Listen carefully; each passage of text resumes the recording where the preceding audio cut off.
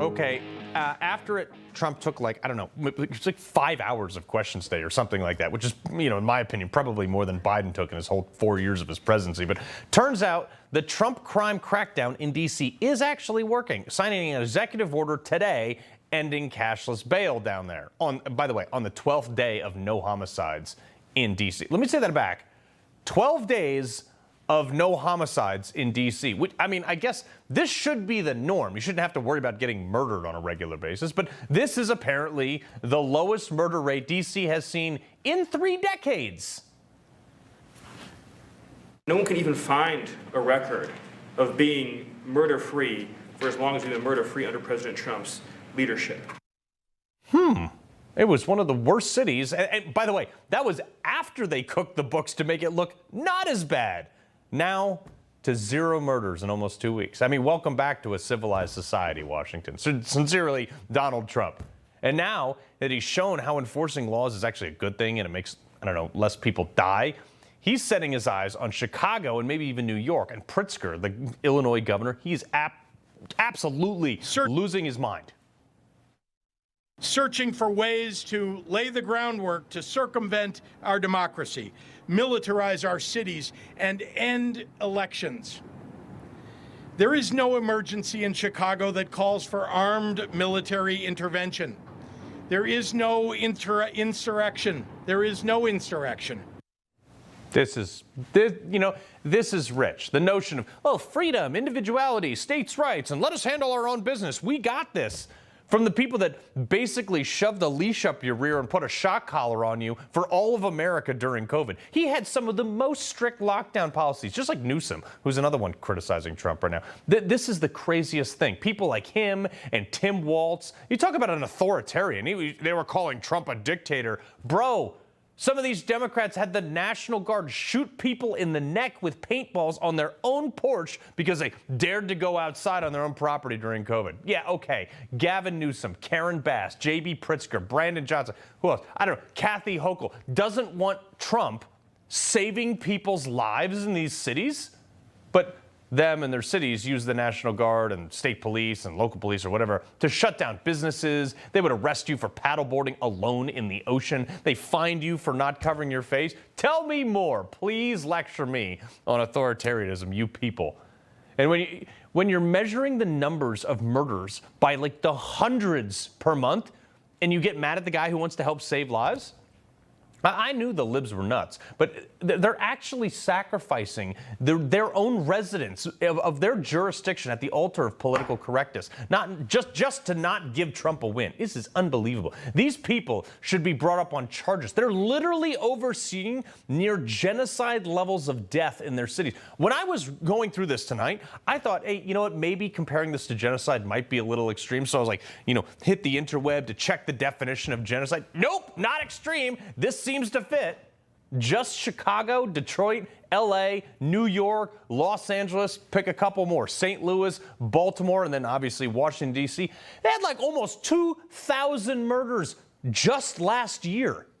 2,000. Just for comparison, in the 20 years in the Middle East at war, we lost just shy of 7,000 lives. In 20 years at war, they lost 2,000 in just a few cities last year. And Trump just gave D.C. their longest stint in 30 years without a murder. Piro noted this today. 86 arrests just last night, 10 illegal guns seized yesterday. You would think the left would love that.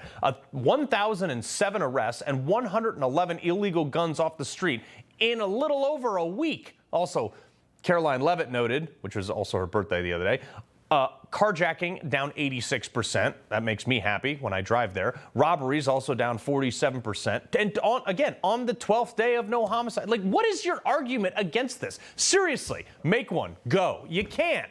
Because up until 2 weeks ago, you can make a pretty rational argument about never visiting any of these cities at all.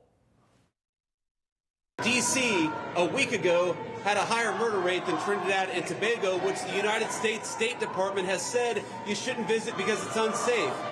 Yeah, so don't go to countries with half the murder rate of Washington, D.C., according to the State Department. But libs also say, oh, no, we don't need your help in it. Yes, you do. You really do need their help. I mean, can you imagine being a resident? And, well, I'm sure some of you can, because, unfortunately, some of you people live in these cities. I live in New York because I have to. Otherwise, I'd move to Wyoming or something.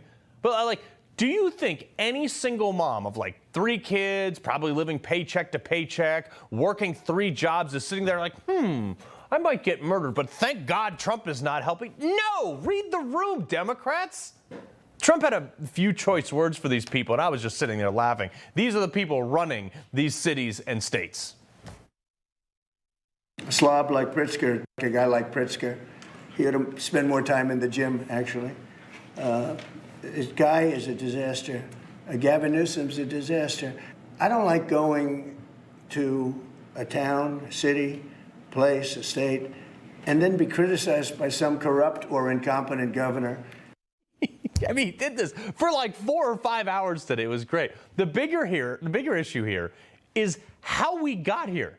There's like 30 or 40 million people who live in these dangerous cities that I listed off, probably more actually. And they just stay there. And they keep electing the same Democrats. That's the real problem here. That's why Democrats don't want him in their city. They saw that this is working in D.C., and these elected officials are like, oh, snap. I mean, like 93% of D.C. voted Democrat. And they know if this comes to their city, there's a real possibility that Democrats don't win another election ever. We don't have to live like this. We do not have to allow our cities to be taken over by violence and by disorder and by chaos. You can actually do stuff. You can actually bring law and order to communities. You've just got to have the political willpower to do it. Yup. People are going to realize real quick that you don't have to live like this. You don't have to have, women make dinner plans around whether or not the street lights are out on that block. Deodorant's not going to be behind some stupid plastic divider that you got to ring the button and get somebody to come over 10 minutes later to get toothpaste in every pharmacy. You don't have to have homeless people and hobos shooting up in the street, all passed out and crooked in the sidewalk. Places like Seattle. That place, magnificent, beautiful place, just completely destroyed by Democrats and legalizing drugs and all their stupid policies. And the libs, they're going to protest Trump trying to make their city worth going to again? Good, great job, guys. I mean, okay. This next election is going to be a landslide. This is what Trump is targeting. The cities. If he can just peel 5 or 10% of cities by opening up their eyes and showing them that you don't have to live in fear, the left is never going to win another election ever. This is what Rudy Giuliani did. Dinkins, the old mayor, just ruined Manhattan. I mean, crime was through the roof. People got fed up and finally elected a Republican, which they said would never happen. He came in, did the broken windows policing, stopped basically all crime. Like you jump a turnstile, jail. I mean, the city boomed after this. But why we have Democrats speaking out against enforcing the law? I mean, I guess that's their voter base. Whatever. I'm here for it. They want to make these statements about how bad Trump is for cleaning up crime and enforcing the law. Fine, be my guest. 2026 midterms are going to be a doozy. He loves the Constitution. He fights for what's right. He hates the bad guys. He's a freedom warrior. He's your freedom warrior. Watch Carl Higbie every weekday on Newsmax.